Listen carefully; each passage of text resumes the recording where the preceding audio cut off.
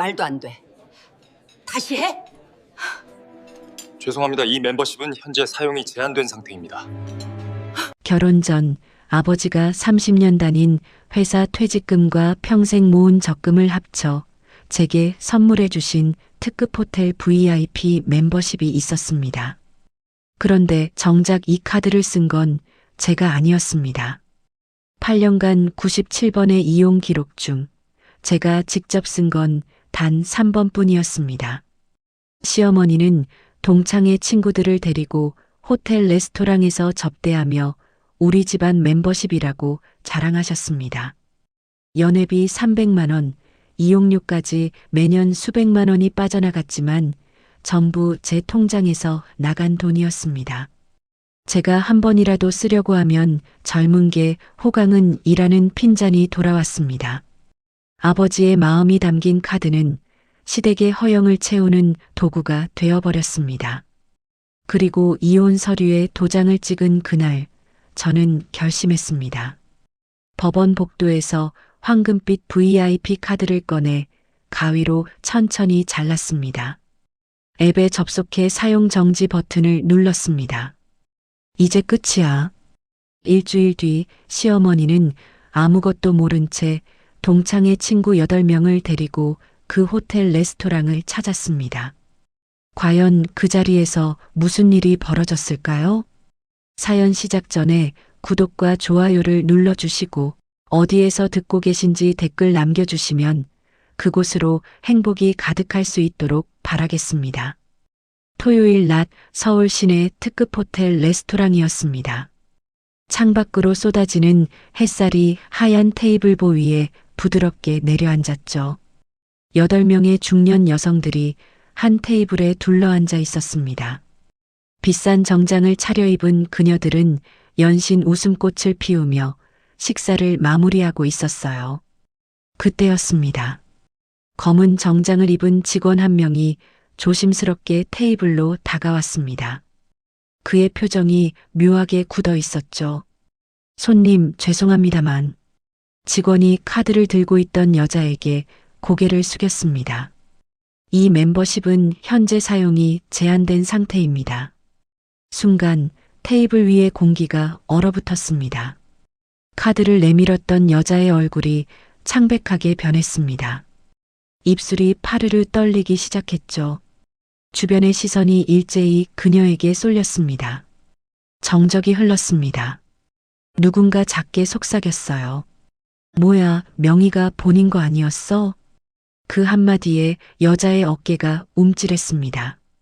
고개를 들 수가 없었죠. 평생 동창회에서 가장 당당했던 그녀가 지금 이 순간만큼은 숨고 싶었습니다. 대체 무슨 일이 있었던 걸까요?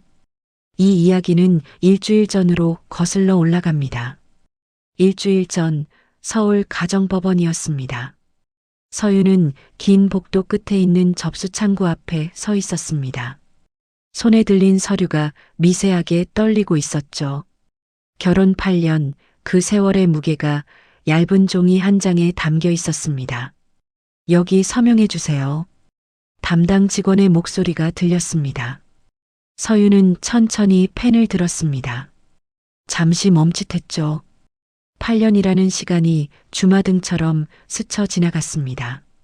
하지만 이내 펜끝이 종이 위를 미끄러졌습니다. 또박또박 자신의 이름 석자를 적어 내려갔죠. 수고하셨습니다. 직원이 서류를 받아들었습니다. 그것으로 끝이었어요. 8년의 결혼 생활이 단 몇 초의 서명으로 마무리되었습니다. 서윤은 법원 로비의 긴 벤치에 앉았습니다. 한동안 멍하니 천장을 바라보았죠.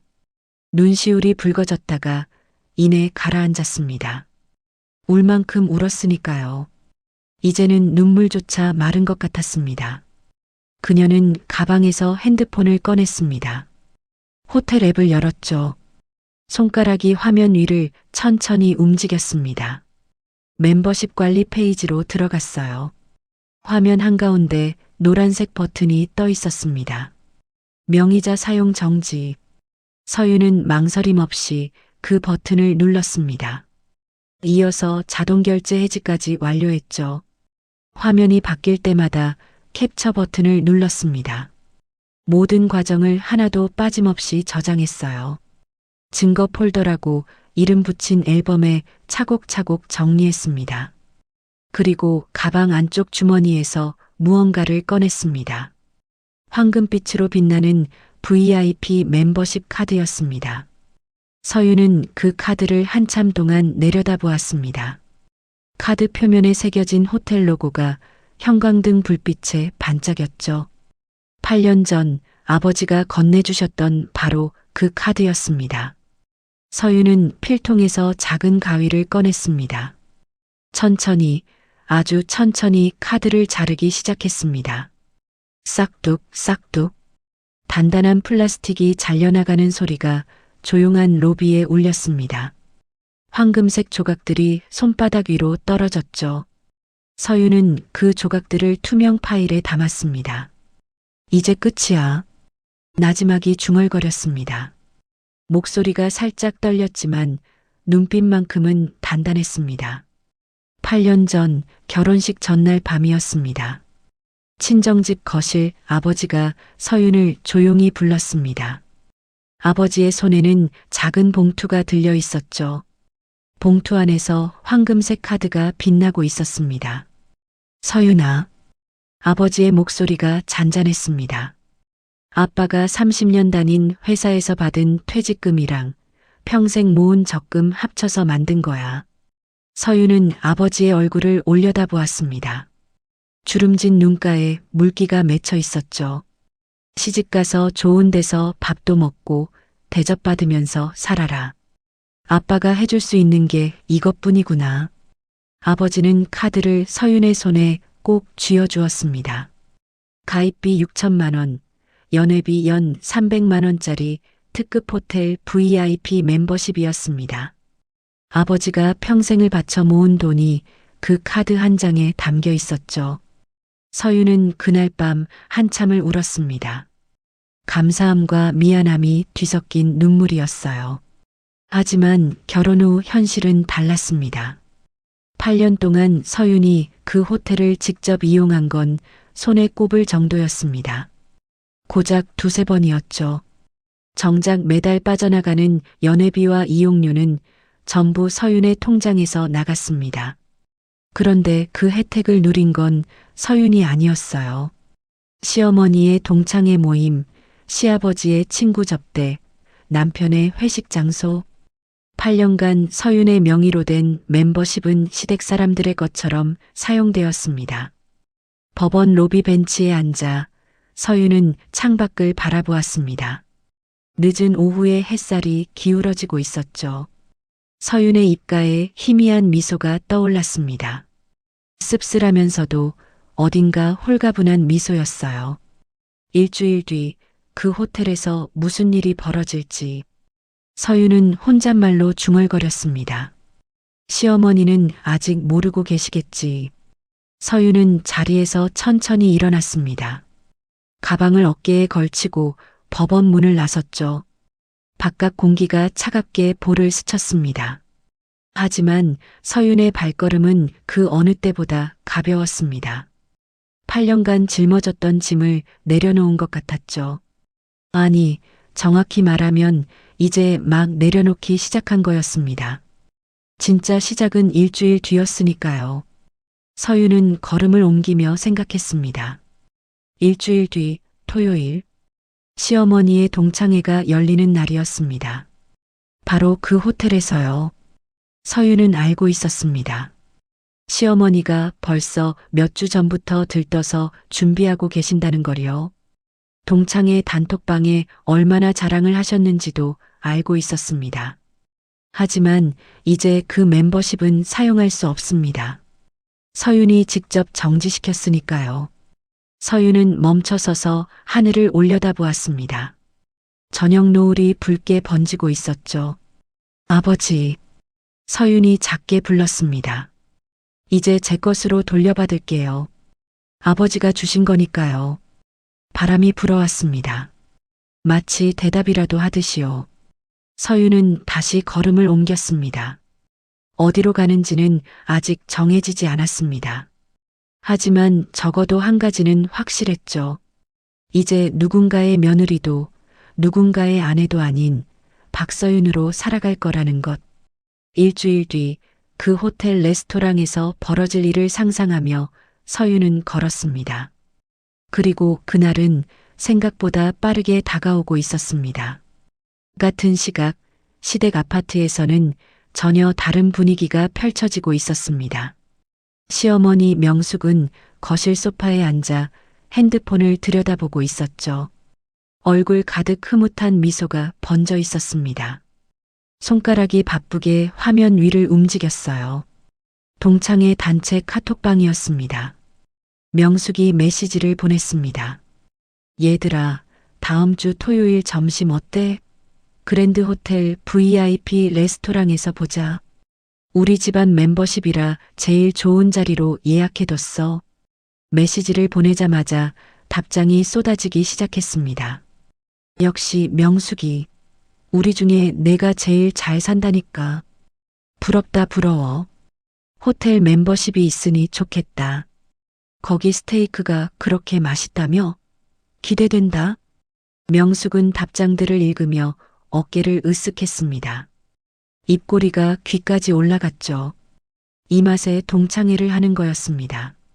친구들의 부러움 어린 반응이 그녀에게는 보약보다 좋았어요. 명숙은 자리에서 일어나 안방으로 향했습니다. 옷장 문을 활짝 열었죠. 안쪽에 가지런히 걸려있는 정장들을 훑어보았습니다. 이번엔 뭘 입을까? 혼잣말을 하며 남색 정장을 꺼내 들었습니다.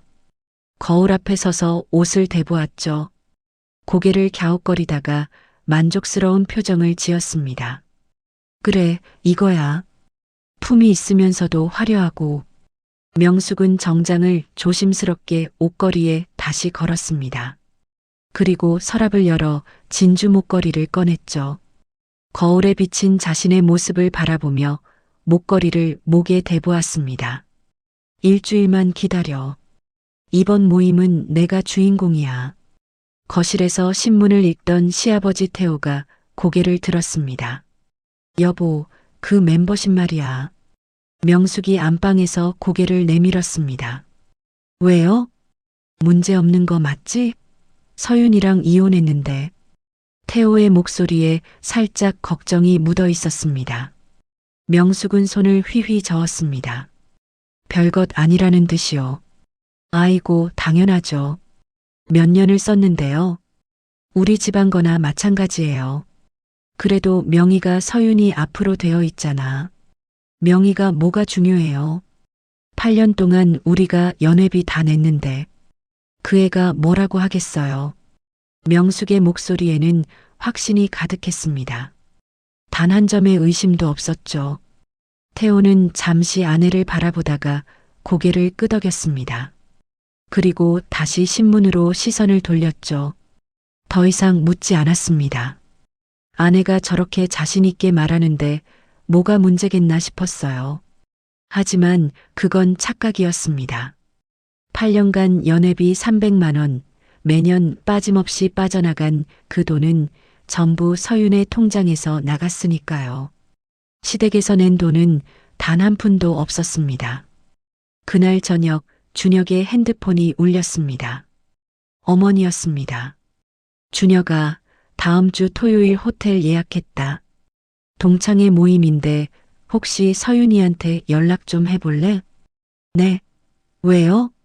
아니, 그냥 혹시 모르니까. 멤버십 문제 없는지 확인 좀 해봐. 알겠어요, 어머니. 준혁은 전화를 끊고 잠시 망설였습니다. 이혼한 지 일주일밖에 안 됐는데 연락을 해도 되는 걸까요? 하지만 어머니의 부탁을 거절할 수는 없었습니다. 준혁은 서윤에게 문자를 보냈습니다. 서윤아, 나야. 어머니가 다음 주에 호텔 예약하셨는데 괜찮은 거지? 멤버십 문제 없는 거 맞지? 메시지를 보내고 나서 준혁은 답장을 기다렸습니다. 1분, 5분, 10분. 하지만 답장은 오지 않았습니다. 읽음 표시만 떠 있었죠. 준혁은 불안해지기 시작했습니다. 왜 답장을 안 하지? 하지만 그는 더 이상 연락하지 않았습니다. 대수롭지 않게 여겼죠. 설마 무슨 일이 있겠어 하고 생각했습니다. 그 시각 서윤의 원룸이었습니다. 서윤은 핸드폰 화면을 내려다보았습니다. 준혁의 문자가 떠 있었죠. 서윤의 입가에 씁쓸한 미소가 번졌습니다. 아직도 모르고 있구나. 서윤은 답장을 보내지 않았습니다. 대신 화면을 캡처했죠. 그리고 핸드폰 앨범에 있는 증거 폴더를 열었습니다. 캡처한 이미지를 그 안에 저장했어요. 기록은 남겨둬야지. 나중에 뭐라고 할지 모르니까. 서윤은 핸드폰을 내려놓고 노트북을 열었습니다. 화면에 은행 홈페이지가 떠올랐죠. 로그인을 하고 거래 내역 조회 페이지로 들어갔습니다. 8년간의 기록이 화면에 펼쳐졌습니다. 매년 1월 어김없이 빠져나간 연회비 300만 원.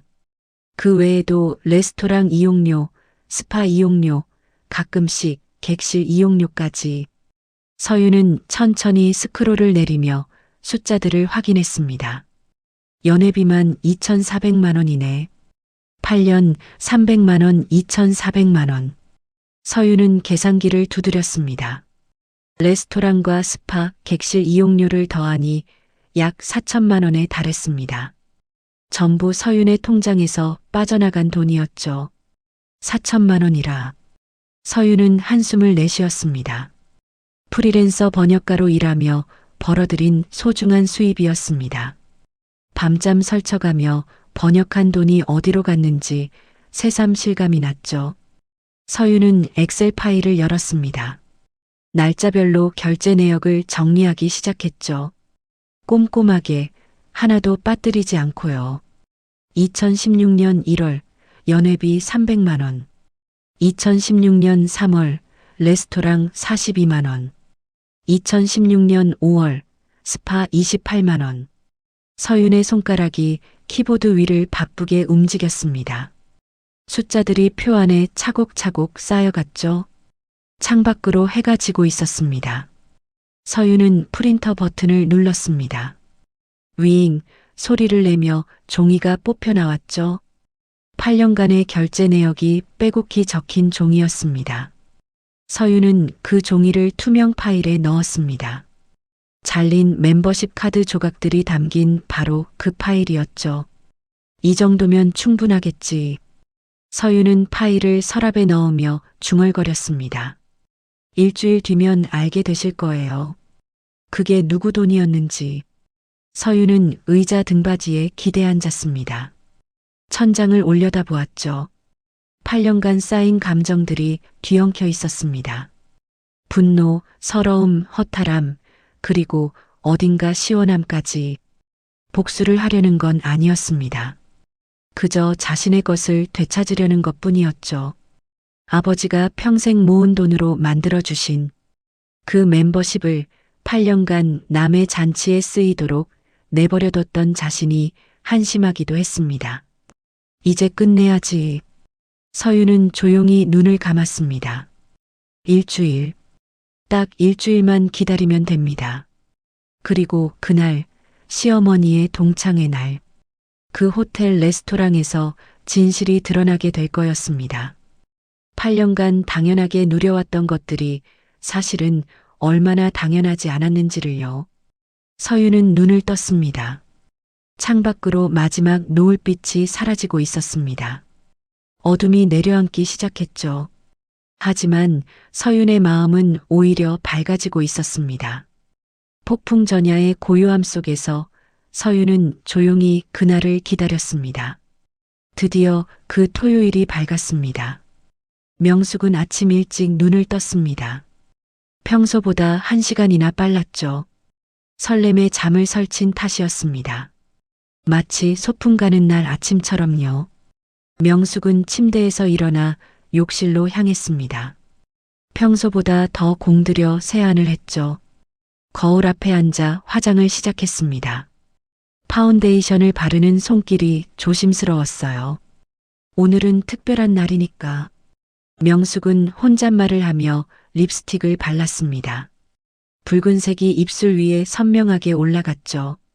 일주일 전부터 준비해둔 남색 정장을 꺼내 입었습니다. 거울 앞에 서서 옷매무새를 다듬었죠. 그리고 서랍에서 진주 목걸이를 꺼냈습니다. 목에 걸자 품위가 한층 살아났어요. 명숙은 만족스러운 미소를 지었습니다. 완벽해. 오전 11시 그랜드 호텔 로비였습니다. 명숙이 회전문을 밀고 들어섰습니다. 높은 천장에서 거대한 샹들리에가 반짝이고 있었죠. 대리석 바닥이 구두 소리를 울렸습니다. 명숙은 어깨를 펴고 당당하게 걸었어요. 로비 한쪽에 동창의 친구들이 모여 있었습니다. 7명이었죠. 명숙을 발견하자 손을 흔들었습니다. 명숙아, 여기야. 명숙이 환한 미소를 지으며 다가갔습니다. 어머, 다들 일찍 왔네. 기다렸어? 아니, 우리도 방금 왔어. 오늘 정말 기대된다. 친구들이 저마다 한마디씩 했습니다. 명숙을 향한 부러움 어린 시선들이 쏟아졌죠. 명숙은 어깨를 으쓱하며 말했습니다. 일단 VIP 라운지에서 티타임 먼저 하자. 거기 케이크가 정말 맛있거든. 좋아, 좋아. 친구들이 환호했습니다. 명숙이 앞장서서 걷기 시작했죠. 뒤에서 친구들이 감탄사를 연발하며 따라왔습니다. 역시 명숙이야. 이런 데를 드나들다니. 나도 이런 호텔 멤버십 하나 있었으면 좋겠다. 명숙의 발걸음에 자신감이 넘쳤습니다. 8년 동안 수없이 드나들었던 길이었으니까요. 눈 감고도 갈 수 있었습니다. VIP 라운지 입구에 도착했습니다. 우아한 나무 문 앞에 검은 정장을 입은 직원이 서 있었습니다.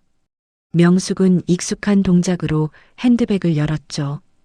황금색 멤버십 카드를 꺼내 직원에게 건넸습니다. 8명이요. 명숙의 목소리에는 여유가 묻어 있었습니다. 직원이 공손히 카드를 받아들었습니다. 단말기에 카드를 대었죠. 삑 하는 소리가 났습니다. 그런데 이상했습니다. 직원의 표정이 굳어졌습니다. 단말기 화면을 다시 확인했죠. 그리고 한 번 더 카드를 대었습니다. 또다시 삑 하는 소리. 명숙의 미간이 살짝 찌푸려졌습니다. 뭐가 문제예요? 직원이 난감한 표정을 지었습니다. 고객님, 잠시만 기다려 주시겠습니까? 직원은 카드를 들고 급히 어디론가 전화를 걸었습니다. 목소리를 낮춰 무언가를 확인하는 것 같았죠. 명숙의 가슴이 불안하게 뛰기 시작했습니다. 뒤에서 친구들이 수군거리는 소리가 들렸어요. 왜 저래? 무슨 문제 있어? 글쎄, 시스템 오류인가? 명숙은 애써 표정을 관리했습니다. 입꼬리를 올려 미소를 유지하려 했죠. 하지만 손끝이 차가워지는 것을 느꼈습니다. 잠시 후 선임으로 보이는 직원이 다가왔습니다. 고객님, 불편을 끼쳐드려 죄송합니다. 명숙이 다급하게 물었습니다. 왜 그래요? 이 카드 8년 동안 잘 썼어요. 선임 직원이 조심스럽게 말했습니다. 확인 결과 라운지 이용에 제한이 있는 것 같습니다. 제한이요? 무슨 제한이요? 명숙의 목소리가 높아졌습니다. 심장이 쿵쿵 뛰었죠. 자세한 사항은 시스템상 확인이 어렵습니다. 죄송합니다. 직원의 말투는 정중했지만 그 안에 담긴 의미는 분명했습니다.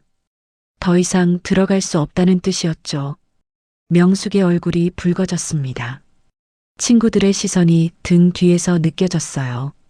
수십 년을 알고 지낸 친구들 앞에서 이런 일을 당하다니. 그럼 레스토랑으로 가자. 명숙이 빠르게 상황을 수습했습니다. 라운지는 다음에 오면 되지. 어차피 점심시간이니까 밥부터 먹자. 친구들이 서로 눈빛을 교환했습니다. 무언가 이상하다는 것을 눈치챈 것 같았죠.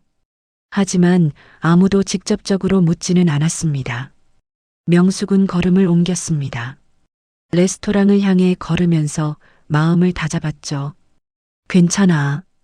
시스템 오류겠지. 레스토랑은 될 거야. 하지만 가슴 한쪽이 불안하게 조여왔습니다. 뭔가 잘못되고 있다는 느낌을 지울 수가 없었어요. 레스토랑으로 향하는 복도를 걷는 동안 명숙의 머릿속은 복잡했습니다. 설마 서윤이가? 그 생각이 스치자 명숙은 고개를 저었습니다. 말도 안 된다고 생각했죠.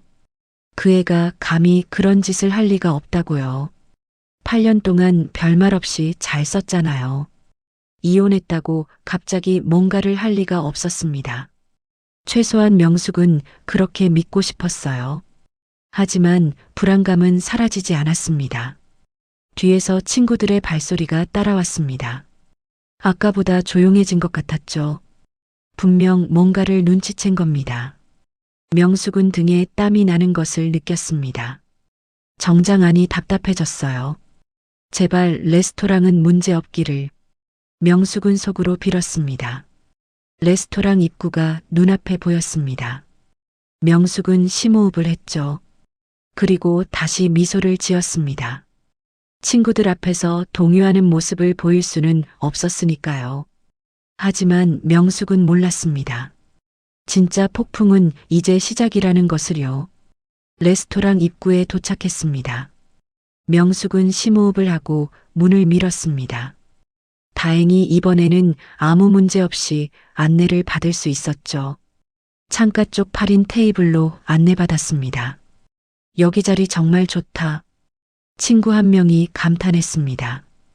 통유리창 너머로 서울 시내가 한눈에 내려다 보였거든요. 명숙의 얼굴에 다시 여유가 돌아왔습니다. 아까 라운지에서의 일은 분명 시스템 오류였을 거라고 스스로를 다독였죠. 자, 다들 앉아. 오늘은 내가 쏜다. 명숙이 의자를 당기며 말했습니다. 친구들이 환하게 웃으며 자리에 앉았죠. 잠시 후 직원이 메뉴판을 가져왔습니다. 명숙은 익숙한 손놀림으로 메뉴를 펼쳤어요.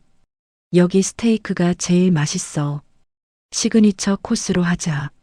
좋아, 좋아. 내가 잘 아니까 내가 골라줘. 친구들이 메뉴판을 덮으며 명숙에게 맡겼습니다.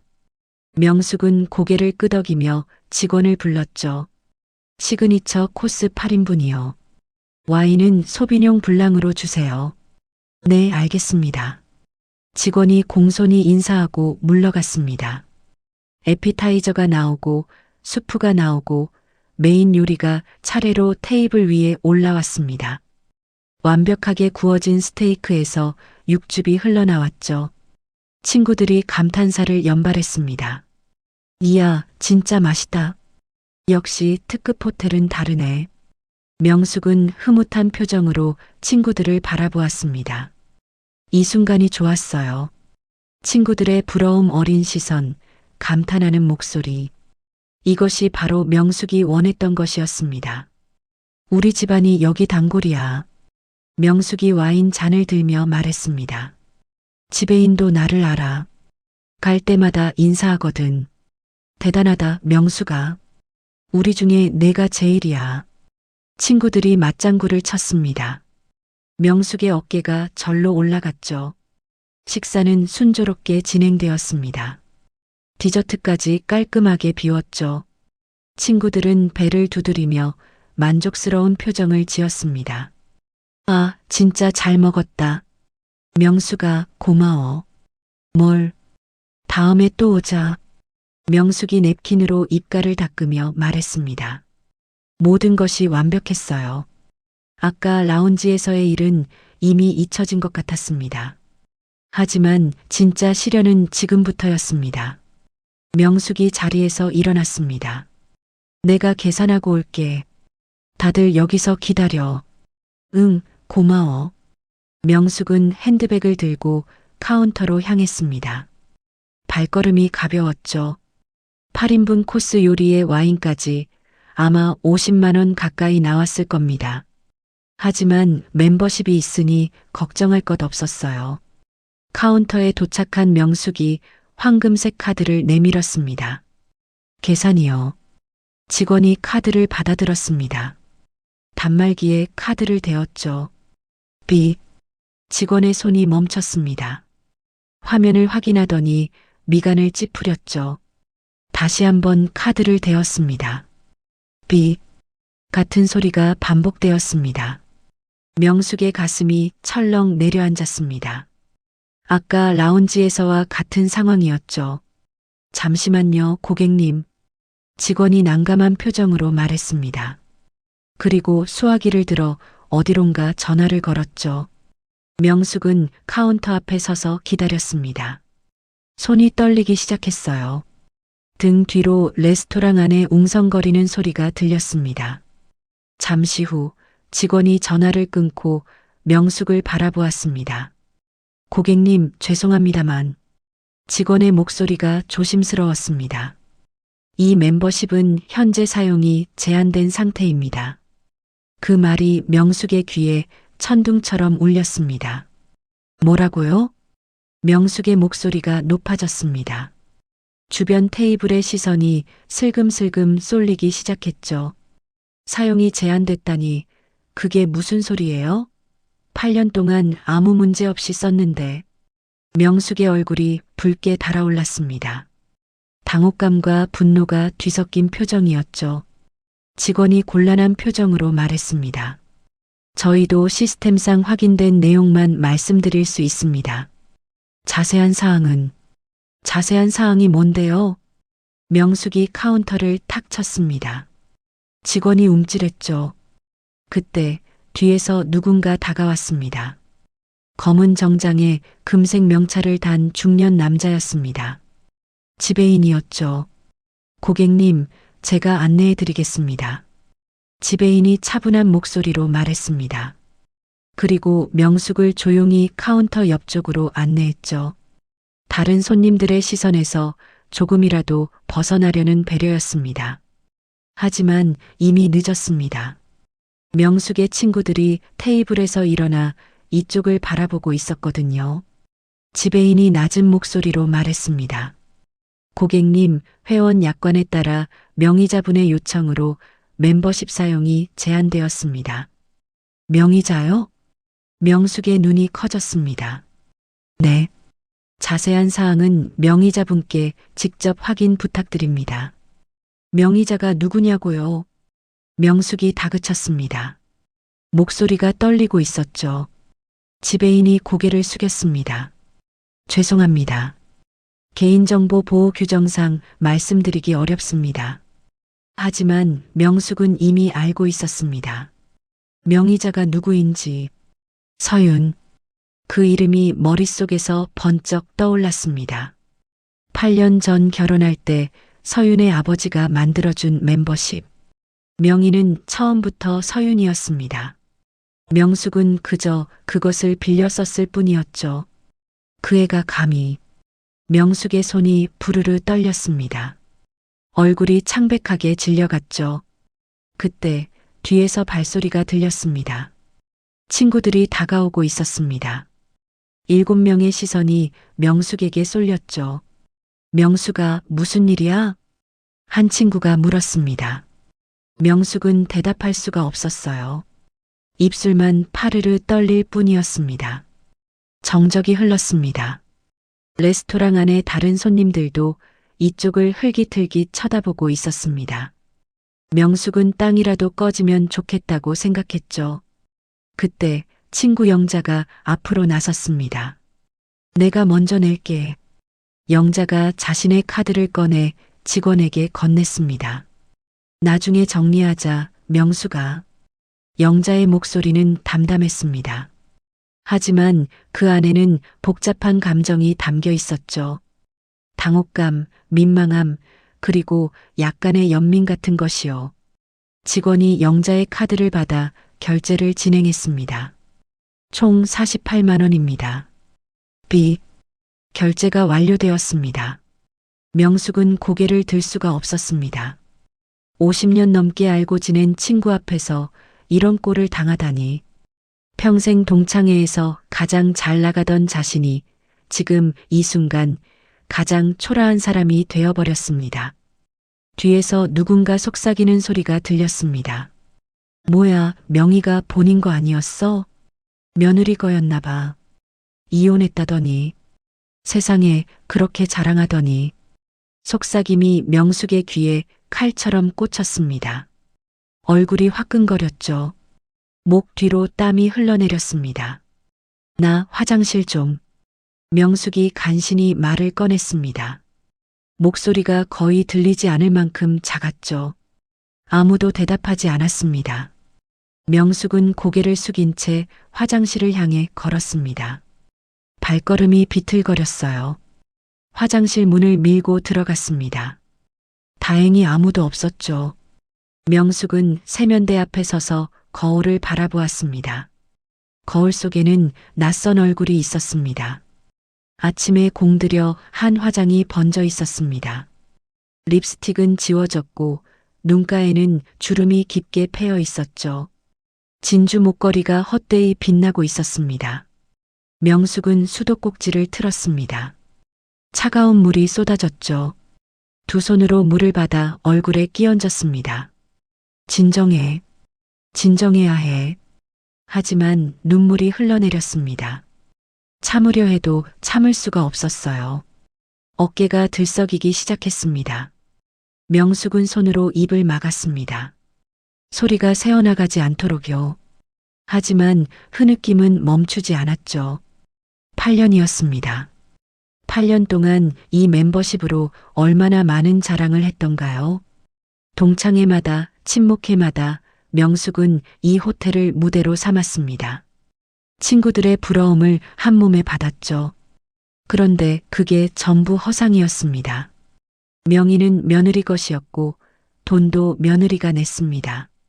명숙은 그저 남의 것을 빌렸으며 허세를 부린 것뿐이었죠. 그리고 오늘 그 허세가 무너져 내렸습니다. 친구들 앞에서, 호텔 직원들 앞에서, 모르는 손님들 앞에서 명숙은 거울 속 자신을 바라보았습니다. 눈이 충혈되어 있었죠. 코끝이 빨갛게 물들어 있었습니다. 서윤이 그 애가 분노가 치밀어 올랐습니다. 하지만 동시에 알고 있었어요. 이건 서윤의 잘못이 아니라는 것을요. 처음부터 서윤의 것이었으니까요. 명숙은 수도꼭지를 잠갔습니다. 종이 타월로 얼굴을 닦았죠. 거울 앞에서 심호흡을 했습니다. 밖에서 친구들이 기다리고 있었습니다. 어떤 얼굴로 나가야 할지 몰랐어요. 하지만 언제까지 여기 숨어 있을 수는 없었죠. 명숙은 어깨를 펴고 화장실 문을 밀었습니다. 복도 끝에서 친구들의 웅성거리는 소리가 들렸습니다. 명숙은 천천히 걸음을 옮겼죠. 오늘 이후 모든 것이 달라질 것이었습니다. 명숙은 그것을 알고 있었습니다. 그날 저녁 동창회 단체 카톡방이 들썩였습니다. 점심 모임에 참석하지 못했던 친구가 먼저 입을 열었죠. 얘들아, 오늘 모임 어땠어? 사진 좀 올려줘. 잠시 침묵이 흘렀습니다. 아무도 답장을 하지 않았죠. 평소 같으면 벌써 음식 사진과 셀카가 줄줄이 올라왔을 텐데요. 왜 아무도 말이 없어? 무슨 일 있었어? 다시 질문이 올라왔습니다.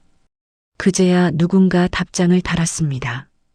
오늘 좀 그랬어. 뭐가? 명숙이 멤버십이 막혔어.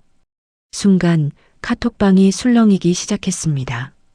오늘 참석하지 못한 친구들까지 접속해서 질문을 쏟아냈죠. 멤버십이 막히다니? 무슨 소리야? 그 좋다고 자랑하던 VIP 멤버십? 현장에 있었던 친구가 답장을 올렸습니다. 응.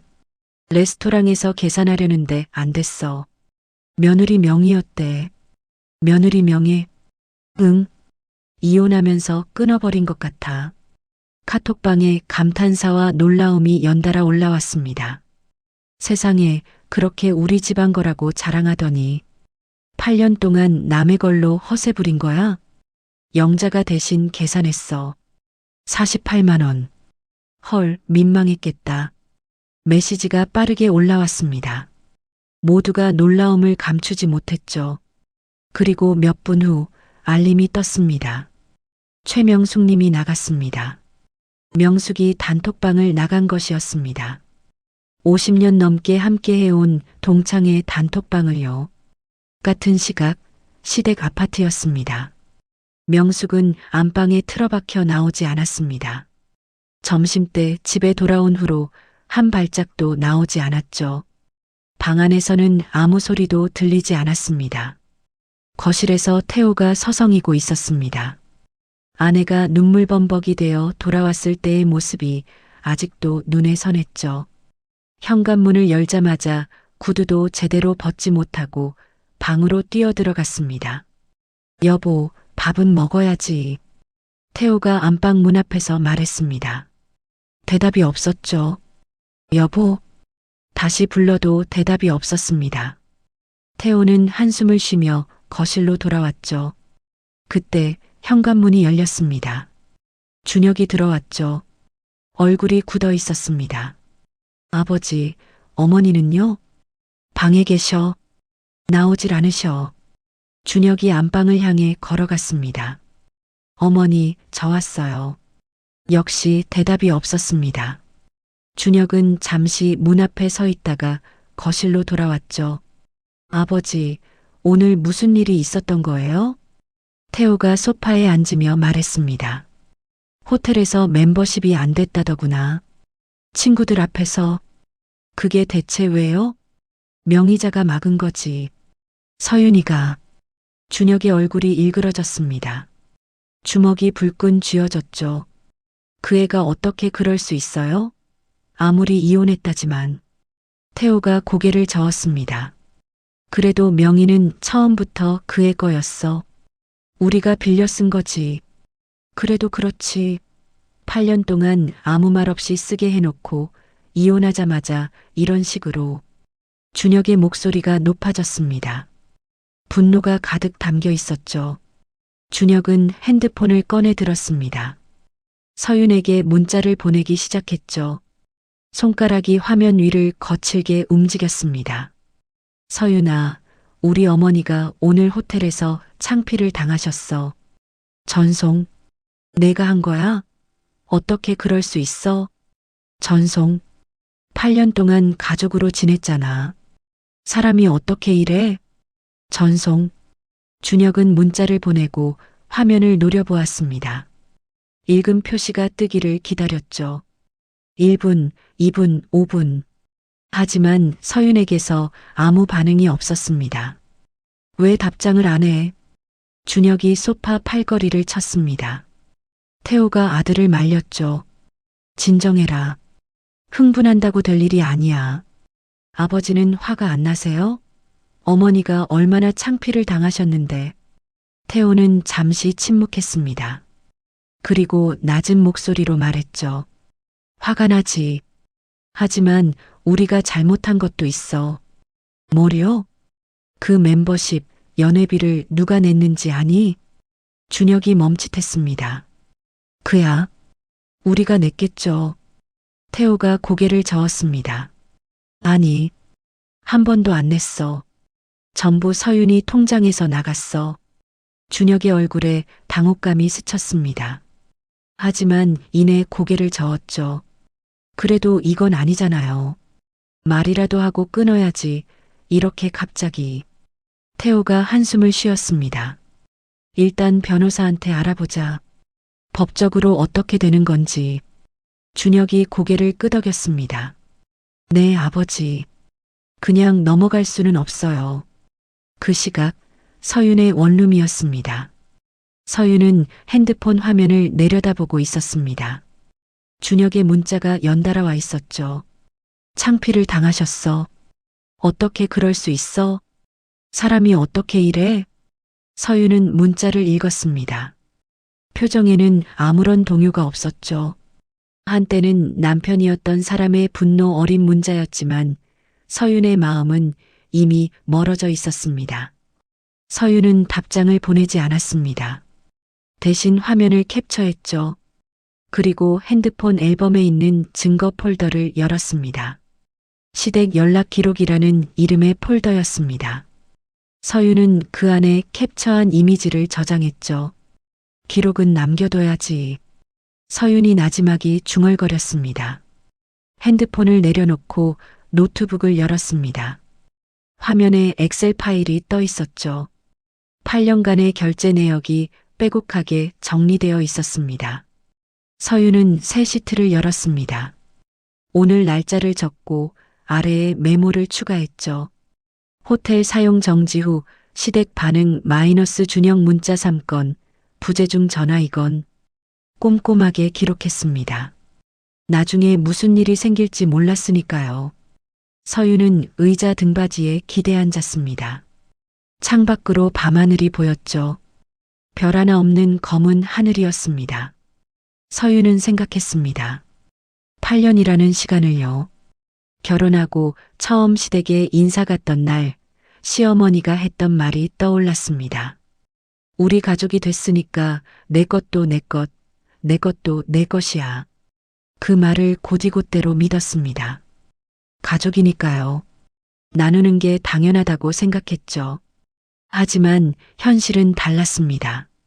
서윤의 것은 시댁의 것이 되었지만 시댁의 것이 서윤의 것이 된 적은 없었습니다. 일방적인 나눔이었죠. 아버지가 평생 모은 돈으로 만들어주신 멤버십. 그것마저 시댁의 것처럼 쓰였습니다. 8년 동안 아무런 미안함도 없이요. 이제 됐어. 서윤이 조용히 말했습니다. 더 이상은 안 돼. 서윤은 노트북을 닫았습니다. 그리고 불을 끄고 침대에 누웠죠. 천장을 바라보며 생각했습니다. 시댁에서 분명 가만히 있지 않을 거라는 걸요. 아마 법적으로 어떻게든 해보려고 할 겁니다. 하지만 서윤은 두렵지 않았습니다. 모든 기록이 있었으니까요. 8년간의 결제 내역, 통장 거래 기록, 호텔 이용 내역.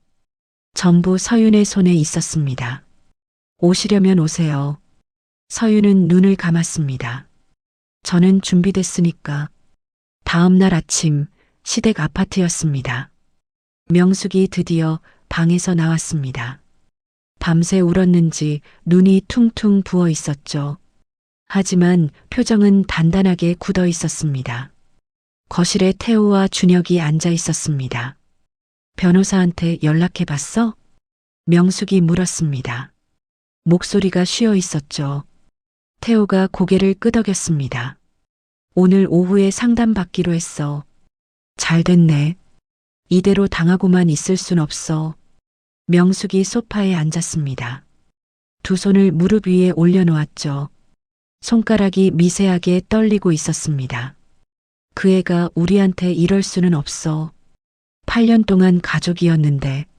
명숙의 목소리에 분노와 억울함이 뒤섞여 있었습니다. 준혁이 말했습니다. 어머니, 걱정 마세요. 법적으로 방법이 있을 거예요. 태호도 고개를 끄덕였습니다. 그래. 일단 변호사 만나보고 얘기하자. 세 사람은 서로를 바라보았습니다. 각자의 눈에 결의가 담겨 있었죠. 하지만 그들은 몰랐습니다. 서윤이 이미 모든 것을 준비해 두었다는 것을요. 그리고 법이라는 것이 감정이 아닌 증거로 움직인다는 것을요. 폭풍은 이제 막 시작되고 있었습니다. 호텔 사건이 있은 지 일주일이 지났습니다. 서윤은 평소처럼 아침을 맞이했습니다. 커피 한 잔을 내리고 노트북을 열어 번역 작업을 시작했죠. 프리랜서 번역가로서의 일상은 이혼 후에도 크게 달라지지 않았습니다. 오전 11시쯤이었습니다. 초인종이 울렸습니다. 서윤은 의아한 표정으로 현관으로 향했습니다. 택배를 시킨 기억이 없었거든요. 도어폰 화면을 보니 우체부가 서 있었습니다. 문을 열자 우체부가 말했습니다. 등기 우편이요. 서명해 주세요. 서윤은 전자패드에 서명을 했습니다. 우체부가 두꺼운 봉투를 건넸죠. 생각보다 묵직했습니다. 감사합니다. 문을 닫고 봉투를 살펴보았습니다. 발신일란에 적힌 글씨가 눈에 들어왔죠. 법무법인 정의. 서윤의 눈이 살짝 좁아졌습니다. 예상했던 것이 드디어 온 거였습니다. 서윤은 거실로 돌아와 소파에 앉았죠. 봉투를 뜯기 전에 잠시 심호흡을 했습니다. 찢는 소리와 함께 봉투가 열렸습니다. 안에서 여러 장의 서류가 나왔습니다. 맨 위에 내용 증명이라는 제목이 굵은 글씨로 적혀 있었죠. 서윤은 서류를 한 장씩 읽어 내려갔습니다. 내용은 이랬습니다. 수신인 박서윤 귀하. 본 내용 증명은 발신인 강태호를 대리하여 다음과 같은 사실을 통지하고자 합니다. 발신인 강태호는 지난 8년간 해당 호텔 멤버십의 실질적 이용자로서 연회비 및 제반 비용을 부담해 왔습니다. 이에 발신인은 해당 멤버십에 대한 실질적 권리를 보유하고 있습니다. 수신인이 일방적으로 멤버십 사용을 정지한 행위는 발신인의 정당한 권리를 침해하는 것으로 이는 부당한 처사입니다. 이에 수신인에게 즉시 사용 정지를 해제할 것을 요청합니다. 본 요청에 불응할 경우 발신인은 법적 조치를 취할 것임을 알려드립니다. 법무법인 정의 담당 변호사 김호호. 서윤은 서류를 다 읽고 나서 가만히 앉아 있었습니다. 얼굴에는 아무런 표정이 없었죠. 그러다 갑자기 코웃음이 터져 나왔습니다. 서윤은 서류를 테이블 위에 내려놓았습니다. 그리고 고개를 저었죠.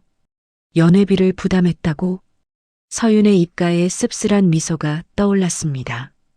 8년 동안 단 한 푼도 안 내놓고서 서윤은 자리에서 일어나 서랍으로 향했습니다. 서랍을 열자 두꺼운 파일이 보였습니다. 서윤이 지난 몇 주간 꼼꼼하게 정리해둔 자료들이었죠. 파일을 꺼내 테이블 위에 펼쳤습니다. 맨 앞에는 통장 사본이 있었습니다. 서윤은 형광펜으로 표시해둔 부분을 손가락으로 짚었습니다. 매년 1월 어김없이 출금된 300만 원이 노란색으로 칠해져 있었죠. 2016년 1월 5일 300만 원 출금. 그랜드 호텔 연회비. 2017년 1월 4일 300만 원 출금. 그랜드 호텔 연회비. 2018년 1월 3일 300만 원 출금. 그랜드 호텔 연회비. 8년간의 기록이 빼곡했습니다. 전부 서윤의 계좌에서 빠져나간 돈이었죠. 강태호. 서윤이 시아버지의 이름을 중얼거렸습니다. 이 이름은 어디에도 없네요. 서윤은 천천히 페이지를 넘겼습니다. 카드 명세서, 호텔 결제 영수증, 자동이체 내역서, 전부 박서윤 이름으로 되어 있었습니다. 시아버지가 연회비를 냈다는 증거는 단 한 장도 없었죠. 서윤은 내용 증명을 다시 집어들었습니다. 찬찬히 다시 읽어보았죠. 읽으면 읽을수록 황당했습니다. 실질적 이용자로서 연회비를 부담해왔다. 서윤은 피식 웃었습니다. 실질적 이용자? 그건 맞는 말이었습니다. 8년간 97회 이용 중에서 서윤이 직접 이용한 건 고작 3회였으니까요. 나머지는 전부 시댁 식구들이 썼습니다. 하지만 연회비를 부담했다? 그건 완전한 거짓말이었죠. 서윤은 볼펜을 들어 내용 증명 여백에 메모를 시작했습니다. 반박 포인트 1 연회비 납부 증거 없음. 전액 본인 계좌 출금. 반박 포인트 2 멤버십 명의 최초부터 본인. 증여나 양도 사실 없음. 반박 포인트 3명이자의 사용 정지 권한은 회원 약관에 명시됨. 서윤의 펜이 빠르게 움직였습니다. 머릿속이 명료하게 정리되고 있었죠. 메모를 마친 서윤은 핸드폰을 들었습니다. 인터넷 검색창에 민사 전문 변호사를 입력했습니다. 여러 법무법인 홈페이지를 둘러보았죠. 리뷰와 전문 분야를 꼼꼼히 확인했습니다. 한 곳이 눈에 들어왔습니다. 회원권 분쟁과 재산권 관련 소송 경험이 많은 곳이었죠. 서윤은 전화번호를 눌렀습니다. 신호음이 2번 울리고 연결되었습니다. 법무법인 한길입니다. 안녕하세요. 상담 예약을 하고 싶어서요. 어떤 건으로 상담 받으실 건가요? 서윤은 차분하게 말했습니다. 회원권명의 분쟁과 내용 증명 대응건입니다. 상대방이 먼저 내용 증명을 보내왔고 제가 대응해야 할 것 같아서요. 네, 알겠습니다. 언제가 편하신가요? 가능하면 이번 주 내로요. 모레 오후 3시 어떠세요? 좋습니다. 혹시 관련 자료가 있으시면 가져오시면 됩니다. 서윤은 테이블 위에 펼쳐진 서류들을 바라보았습니다. 네, 통장 거래 내역, 멤버십 이용 기록, 상대방 내용 증명까지 전부 준비되어 있습니다. 잘 알겠습니다. 그럼 모레 뵙겠습니다. 전화가 끊어졌습니다.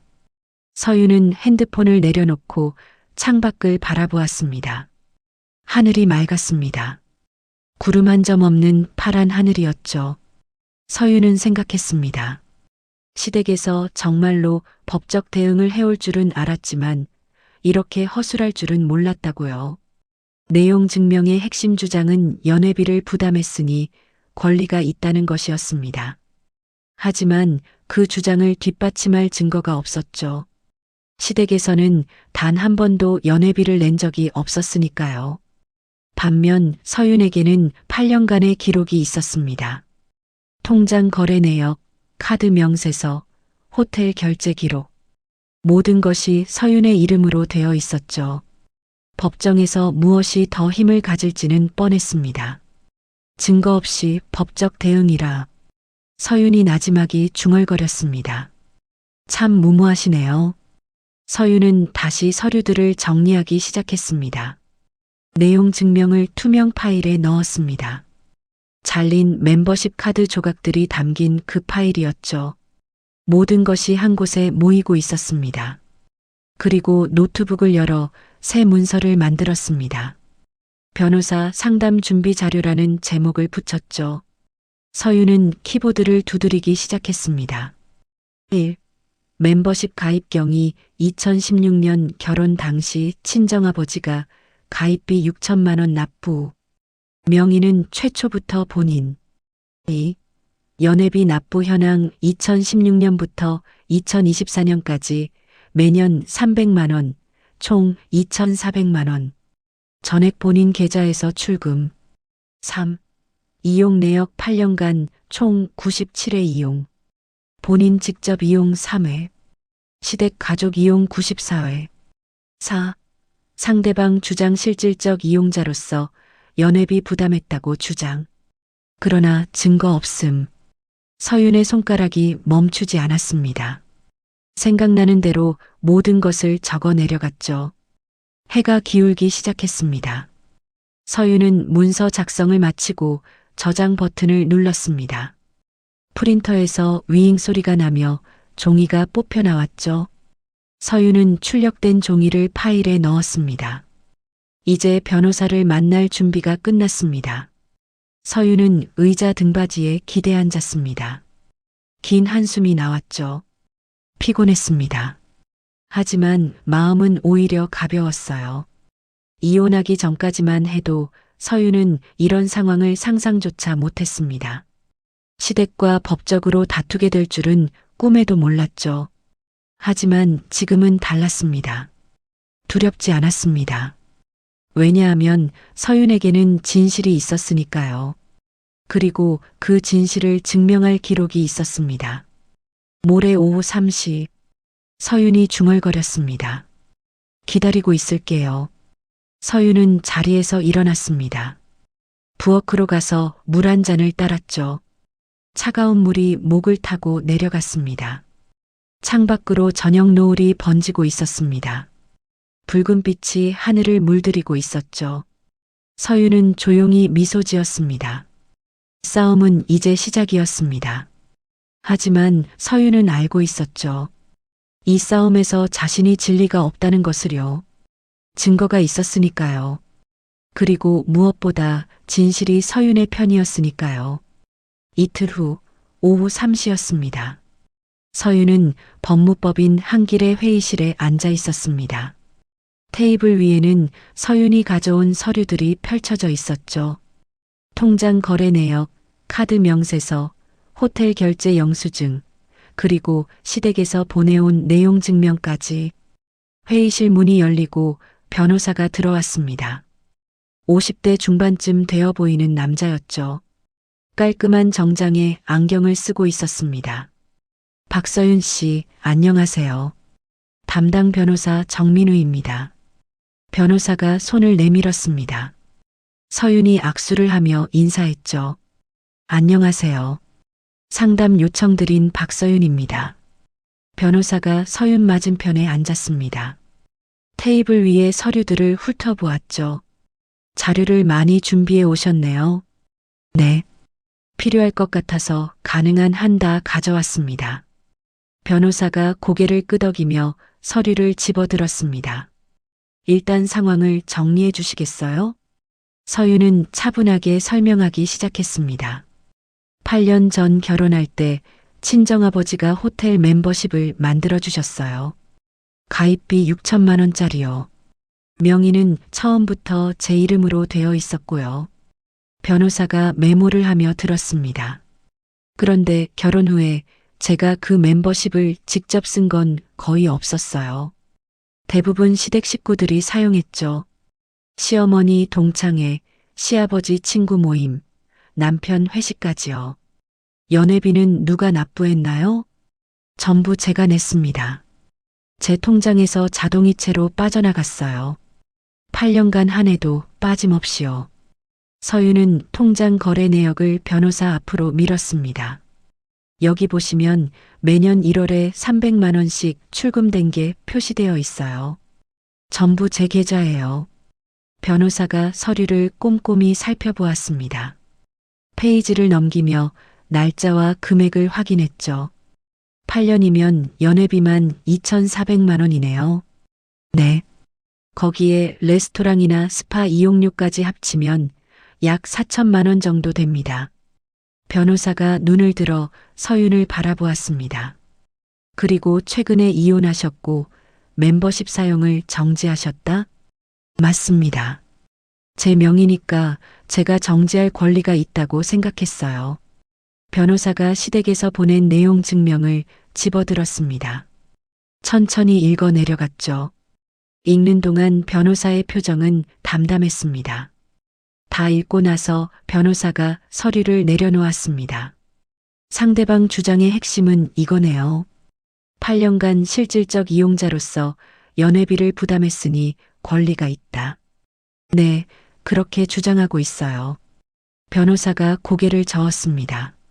하지만 이 주장이 성립하려면 증거가 있어야 합니다. 연회비를 본인이 냈다는 증거요. 그런 증거는 없을 거예요. 시아버지가 연회비를 내신 적이 한 번도 없으니까요. 변호사가 통장 거래 내역을 다시 들여다보았습니다. 여기 보면 전부 박서윤 씨 계좌에서 출금됐네요. 강태호 씨 이름은 어디에도 없고요. 네. 변호사가 펜을 내려놓으며 말했습니다. 결론부터 말씀드리면 상대방 주장은 법적으로 성립되기 어렵습니다. 서윤의 어깨에서 힘이 빠졌습니다. 예상은 했지만 전문가에게 직접 듣는 건 달랐죠. 변호사가 설명을 이어갔습니다. 멤버십의 명의자는 박서윤 씨입니다. 그리고 연회비를 납부한 것도 박서윤 씨고요. 명의자가 자신의 멤버십 사용을 정지하는 건 정당한 권리 행사입니다. 상대방이 실질적 이용자라고 주장해도요. 이용을 많이 했다는 것과 권리가 있다는 건 별개의 문제예요. 친구 차를 8년 동안 빌려 탔다고 해서 그 차의 소유권이 생기지는 않잖아요. 서윤은 고개를 끄덕였습니다. 명쾌한 비유였죠. 다만 혹시 모르니까 호텔 측에서 공식 자료를 받아두시면 좋겠어요. 어떤 자료요? 8년간의 이용 내역이요. 누가 예약했고 누가 결제했는지. 호텔에서 공식적으로 발급해주는 자료가 있으면 증거력이 더 강해집니다. 서윤은 메모를 했습니다. 알겠습니다. 요청해 볼게요. 변호사 상담을 마치고 나온 서윤은 곧바로 호텔에 전화를 걸었습니다. 그랜드 호텔 컨시어지 데스크입니다. 안녕하세요. VIP 멤버십 관련해서 문의드리려고요. 명의자 박서윤입니다. 네, 고객님. 어떤 사항을 도와드릴까요? 8년간의 멤버십 이용 내역을 공식 자료로 받고 싶어서요. 예약자 명단이랑 결제 기록까지요. 잠시만요. 담당자 연결해 드리겠습니다. 잠시 대기 음악이 흐르다가 다른 목소리가 들렸습니다. 안녕하세요, 고객님. 컨시어지 팀장 윤하영입니다. 서윤은 자신이 명의자임을 확인시키고 필요한 자료를 요청했습니다. 네, 명의자분께서 직접 요청하시는 거면 문제 없습니다. 이메일로 보내드릴까요? 네, 부탁드립니다. 확인 후 오늘 중으로 발송해 드리겠습니다. 감사합니다. 그날 저녁 서윤의 이메일함에 알림이 떴습니다. 발신자는 그랜드 호텔 컨시어지 팀이었습니다. 서윤은 노트북을 열어 이메일을 확인했죠. 안녕하세요, 박서윤 고객님. 요청하신 멤버십 이용 내역을 첨부해 드립니다. 첨부 파일은 PDF 형식이었습니다. 서윤은 파일을 열었죠. 화면에 표가 떠올랐습니다. 8년간의 이용 기록이 날짜 순으로 정리되어 있었습니다. 서윤은 천천히 스크롤을 내리며 내용을 확인했습니다. 총 이용 횟수 97회. 서윤의 눈이 예약자 항목에 멈췄습니다. 하나하나 세어보기 시작했죠. 예약자 최명숙 47회. 예약자 이준혁 38회. 예약자 강태호 9회. 예약자 박서윤 3회. 서윤은 피식 웃었습니다. 97회 중에 내가 예약한 건 3회. 그리고 결제 정보 항목을 확인했습니다. 모든 행에 같은 내용이 적혀 있었죠. 결제 카드 박서윤 본인 카드 끝번호 1234. 97회 전부 단 한 번의 예외도 없이 서윤의 카드로 결제되어 있었습니다. 서윤은 엑셀 파일을 열었습니다. 호텔에서 받은 자료를 바탕으로 분석표를 만들기 시작했죠. 표 제목은 멤버십 이용 현황 분석이었습니다. 첫 번째 열 이용 주체, 두 번째 열 예약 주체, 세 번째 열 결제 주체, 네 번째 10명의 주체. 서윤은 각 항목을 채워 넣었습니다. 이용 주체 시댁 가족 94회, 본인 3회, 예약 주체 최명숙 47회, 이준혁 38회, 강태호 9회, 박서윤 3회, 결제 주체 박서윤 97회, 명예 주체 박서윤. 서윤은 완성된 표를 바라보았습니다. 결제 주체, 명예 주체, 이용 주체가 전부 따로 노네. 쓰는 사람 따로, 돈 내는 사람 따로, 이름 올린 사람 따로. 8년간의 기형적인 구조가 숫자로 명확하게 드러났습니다. 서윤은 분석표를 프린트했습니다. 위잉 소리와 함께 종이가 뽑혀 나왔죠. 서윤은 그 종이를 파일에 넣었습니다. 이제 증거가 완벽하게 갖춰졌습니다. 통장 거래 내역, 카드 명세서, 호텔 공식 이용 내역, 그리고 분석표까지. 시댁의 주장을 반박할 모든 자료가 서윤의 손에 있었죠. 서윤은 핸드폰을 들어 변호사에게 문자를 보냈습니다. 변호사님, 호텔에서 공식 자료를 받았습니다. 8년간 97회 이용 중 제가 예약한 건 3회고 결제는 100% 제 카드였습니다. 분석 자료와 함께 이메일로 보내드리겠습니다. 잠시 후 답장이 왔습니다. 잘하셨습니다. 자료 확인 후 답변서 작성 시작하겠습니다. 서윤은 핸드폰을 내려놓았습니다. 그리고 창밖을 바라보았죠. 해가 지고 있었습니다. 하늘이 붉은빛에서 보랏빛으로 변해가고 있었죠. 서윤은 조용히 미소 지었습니다. 예상대로야. 8년간 당연하게 누렸던 것들. 시댁은 그것이 자신들의 권리라고 착각했습니다. 하지만 숫자는 거짓말을 하지 않았죠. 돈을 낸 사람은 서윤이었습니다. 이름을 올린 사람도 서윤이었고요. 시댁은 그저 빌려 썼을 뿐이었죠. 이제 그 진실이 법정에서 밝혀질 차례였습니다. 서윤은 파일을 서랍에 넣으며 중얼거렸습니다. 답변서 기다리고 있을게요. 반격의 준비가 끝났습니다. 일주일 후 시댁 아파트에 등기 우편이 도착했습니다. 태호가 현관에서 우편을 받았습니다. 발신일란을 확인하자 눈이 가늘어졌죠. 법무법인 한길. 서윤 측 변호사였습니다. 태호는 무거운 발걸음으로 거실로 향했습니다. 여보, 이것 좀 봐. 명숙이 소파에서 고개를 들었습니다. 태호가 봉투를 건네자 명숙의 얼굴이 굳어졌죠. 뭔데요? 서윤이 쪽에서 온 거야. 답변서인 것 같아. 명숙의 손이 떨렸습니다. 봉투를 받아들었지만 쉽게 뜯지 못했죠. 내가 열게. 태호가 봉투를 다시 받아 조심스럽게 뜯었습니다. 안에서 두꺼운 서류 뭉치가 나왔죠. 표지에 답변서라는 제목이 굵은 글씨로 적혀 있었습니다. 태호는 소파에 앉아 서류를 읽기 시작했습니다. 답변서는 총 5페이지였습니다. 첫 페이지에는 사건의 개요가 정리되어 있었죠. 본건은 호텔 멤버십의 명의자인 박서윤이 자신의 정당한 권리를 행사한 것으로 상대방의 주장은 법적 근거가 없습니다. 태호의 눈이 빠르게 글자를 훑었습니다. 두 번째 페이지에는 연회비 납부 내역이 표로 정리되어 있었습니다. 2016년부터 2024년까지 매년 1월에 출금된 300만 원. 모든 항목의 납부자 열에는 같은 이름이 적혀 있었죠. 박서윤. 태호의 얼굴이 창백해지기 시작했습니다. 세 번째 페이지에는 호텔 공식 이용 내역이 첨부되어 있었습니다. 8년간 97회 이용, 그중 예약자가 박서윤인 경우는 단 3회. 나머지 94회는 전부 시댁 가족들이었죠. 네 번째 페이지에는 결제 기록이 있었습니다.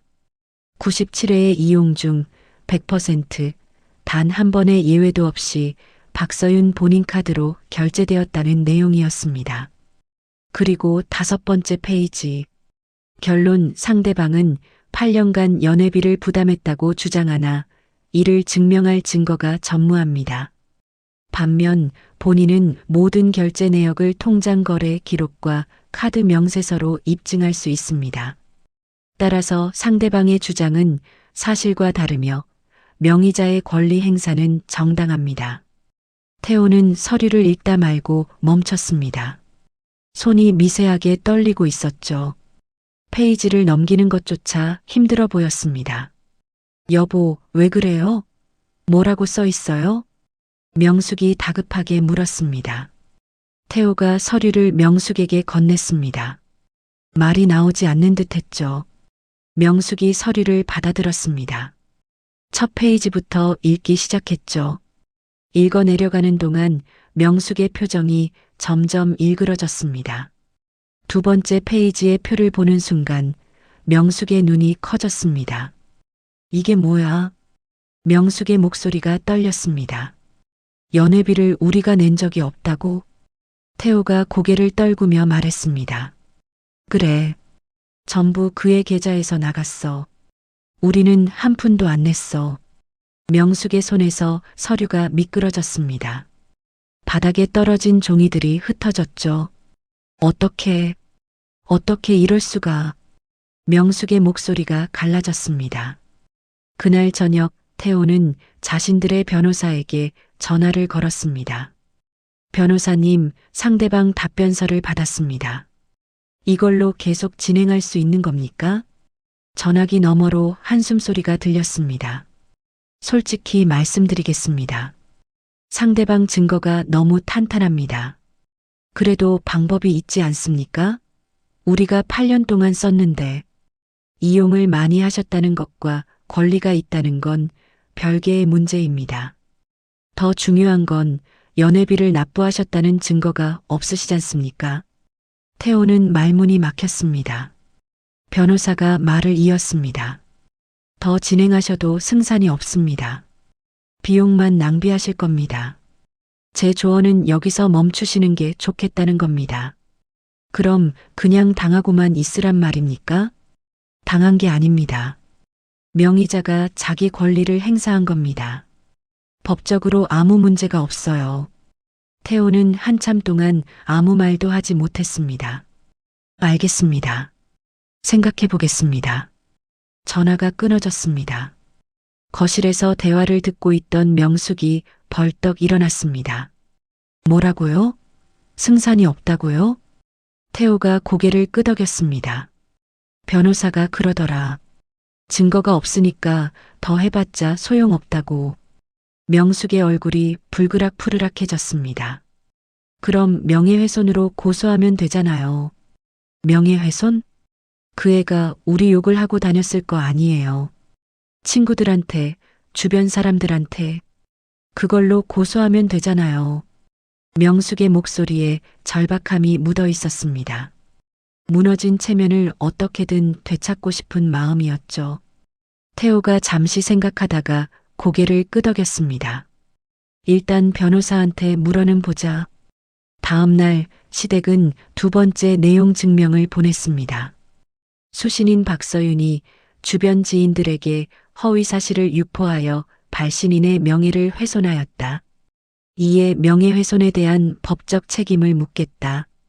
서윤은 그 내용 증명을 받고 변호사에게 연락했습니다. 변호사님, 시댁에서 명예훼손으로 고소하겠다고 합니다. 변호사의 목소리는 담담했습니다. 내용 증명 보내주세요. 제가 확인해 볼게요. 서윤이 서류를 스캔해서 이메일로 보냈습니다. 잠시 후 변호사에게서 전화가 왔죠. 확인했습니다. 걱정 안 하셔도 됩니다. 왜요? 명예훼손이 성립하려면 허위 사실을 유포해야 합니다. 그런데 박서윤 씨가 주변에 말한 내용이 전부 사실이잖아요. 서윤은 잠시 생각했습니다. 그동안 친구 미나에게 그리고 몇몇 지인들에게 상황을 설명한 적이 있었죠. 제가 말한 건 전부 사실이에요. 멤버십이 제 명의라는 것, 연회비를 제가 냈다는 것, 시댁이 8년간 무료로 썼다는 것. 그렇죠. 사실을 말한 건 명예훼손이 아닙니다. 진실한 사실의 적시는 법적으로 보호받습니다. 서윤의 어깨에서 힘이 빠졌습니다. 그럼 이건 어떻게 하면 되나요? 간단히 반박하면 됩니다. 제가 답변서 보내드릴게요. 며칠 후 시댁에 또 한 통의 등기우편이 도착했습니다. 서윤 측 변호사가 보낸 두 번째 답변서였죠. 내용은 간결했습니다. 상대방이 명예훼손을 주장하나 본인이 말한 내용은 전부 객관적 사실입니다. 멤버십 명의가 본인에게 있다는 것, 연회비를 본인이 납부했다는 것, 상대방 가족이 이를 이용해왔다는 것은 모두 통장 거래 내역과 호텔 기록으로 증명됩니다. 진실한 사실의 적시는 명예훼손에 해당하지 않습니다. 태호는 서류를 읽고 나서 한숨을 내쉬었습니다. 옆에서 서류를 함께 보던 명숙의 얼굴이 하얗게 질려 있었죠. 이것도 안 된다는 거예요? 태호가 고개를 끄덕였습니다. 사실을 말한 건 명예훼손이 아니래. 법이 그렇다더라. 명숙은 아무 말도 하지 못했습니다. 입술만 파르르 떨릴 뿐이었죠. 그날 밤 시댁 거실에는 무거운 침묵이 내려앉았습니다. 태호가 먼저 입을 열었습니다. 더 이상 안 하겠어. 명숙이 고개를 들었습니다. 뭐라고요? 변호사 비용만 나가. 이겨도 얻을 게 없고 질 게 뻔한데 뭘 더해. 명숙의 눈에 눈물이 고였습니다. 그럼 이대로 당하고만 있으란 거예요? 그 애한테 이렇게 당하고? 태호가 명숙을 바라보았습니다. 눈빛이 지쳐 있었죠. 당한 게 아니야. 우리가 남의 걸 공짜로 쓴 거야. 8년 동안. 그 말에 명숙은 아무런 대꾸도 하지 못했습니다. 고개를 떨구고 눈물만 흘렸죠. 준혁이 현관문을 열고 들어왔습니다. 거실의 무거운 분위기를 감지하고 멈춰섰죠. 아버지, 어머니, 무슨 일 있어요? 태호가 짧게 대답했습니다. 끝났어. 더 이상 안 해. 준혁의 표정이 일그러졌습니다. 그냥 포기하는 거예요? 포기가 아니야. 처음부터 우리 거였던 적이 없어. 준혁은 할 말을 잃었습니다. 소파에 털썩 주저앉았죠. 거실에 다시 침묵이 흘렀습니다. 명숙이 자리에서 일어났습니다. 아무 말 없이 안방으로 향했죠. 문이 닫히는 소리가 들렸습니다. 태호는 창밖을 바라보았습니다. 어둠이 내려앉은 밤하늘이 보였죠. 8년간의 허세가 오늘 완전히 무너졌습니다. 한 달이 흘렀습니다. 시댁과의 법적 분쟁은 완전히 종료되었습니다. 더 이상의 내용 증명도 협박도 연락도 없었죠. 시댁은 조용해졌고 서윤의 일상도 평온을 되찾았습니다. 하지만 서윤은 가만히 있지 않았습니다. 이혼 후 줄곧 생각해왔던 계획이 있었거든요. 서울을 떠나 새로운 곳에서 새로운 삶을 시작하는 것. 그 계획을 실행에 옮길 때가 왔습니다. 토요일 아침 서윤은 서울역에 서 있었습니다. 손에는 강릉행 KTX 표가 들려 있었죠. 어깨에는 가방 하나, 손에는 캐리어 하나. 짐은 그게 전부였습니다. 서윤은 전광판을 올려다보았습니다. 9시 15분 강릉행 열차가 곧 출발한다고 표시되어 있었죠. 드디어 가는구나. 서윤이 나지막이 중얼거렸습니다. 가슴이 두근거렸습니다. 설렘과 긴장이 뒤섞인 두근거림이었죠. 37년 인생 중 서울을 벗어나 살아본 적이 없었습니다. 하지만 이제는 달랐어요. 새로운 곳에서 새로운 나로 살고 싶었습니다. 서윤은 개찰구를 통과해 승강장으로 향했습니다. 열차에 올라 창가 자리에 앉았습니다. 가방을 열어 서류 봉투를 꺼냈습니다. 안에는 2가지 서류가 들어 있었죠. 첫 번째는 사업 계획서였습니다. 파도소리 북카페라는 이름이 표지에 적혀 있었죠. 서윤이 직접 작성한 것이었습니다. 1층은 북카페, 2층은 게스트하우스 객실 3개. 바다가 보이는 작은 공간에서 책과 커피를 함께 즐길 수 있는 곳. 2번째는 임대차 계약서였습니다. 아직 서명란은 비어 있었죠. 오늘 강릉에서 건물주를 만나 최종 계약을 할 예정이었습니다. 서윤은 서류를 다시 봉투에 넣었습니다. 그리고 창밖을 바라보았죠. 열차가 천천히 움직이기 시작했습니다. 서울역 플랫폼이 뒤로 물러났죠. 건물들이 스쳐 지나갔습니다. 점점 속도가 붙더니 어느새 도시의 풍경이 사라지고 푸른 들판이 펼쳐졌습니다. 서윤은 창밖의 풍경을 바라보며 생각에 잠겼습니다. 8년이라는 시간이 떠올랐습니다. 결혼하던 날 서윤은 행복했습니다. 사랑하는 사람과 가정을 꾸린다는 것이 얼마나 큰 축복인지 믿어 의심치 않았죠. 하지만 현실은 달랐습니다. 시댁에서 서윤은 늘 며느리였습니다. 이름 대신 준혁 엄마, 우리 며느리로 불렸죠. 서윤 자신의 정체성은 점점 희미해졌습니다. 번역 일을 하면서도 늘 시댁 눈치를 봐야 했습니다. 명절마다, 제사마다, 시부모님 생신마다 서윤의 시간은 서윤의 것이 아니었죠. 그리고 그 멤버십, 아버지가 평생 모은 돈으로 만들어주신 선물이었습니다. 시집가서 좋은 대접 받으라고 당당하게 살라고 주신 것이었죠. 하지만 서윤은 그걸 제대로 써본 적이 없었습니다. 8년간 97회. 그 중에서 서윤이 직접 쓴 건 고작 3회. 나머지는 전부 시댁의 잔치에 쓰였습니다. 시어머니의 동창회, 시아버지의 친구 모임, 남편의 회식. 서윤은 돈만 내고 다른 사람들이 즐겼죠. 그게 당연한 줄 알았습니다. 가족이니까 나누는 거라고 생각했어요. 하지만 틀렸습니다. 진짜 가족이라면 일방적으로 빼앗기만 하지 않았을 겁니다. 서로 주고받는 게 가족이니까요. 열차가 터널을 지나갔습니다. 잠시 어두워졌다가 다시 환해졌죠. 창밖으로 산과 들이 번갈아 나타났습니다. 서유는 핸드폰을 꺼내 사진첩을 열었습니다. 며칠 전 강릉에 내려가서 찍어둔 사진들이 있었죠. 바다가 보이는 2층 건물 사진이었습니다. 하얀 외벽에 파란 지붕, 1층에는 큰 유리창이 있어서 안에서 바다가 훤히 보였죠. 2층에는 작은 발코니가 3개 달려 있었습니다. 각 객실마다 바다를 볼 수 있는 구조였어요.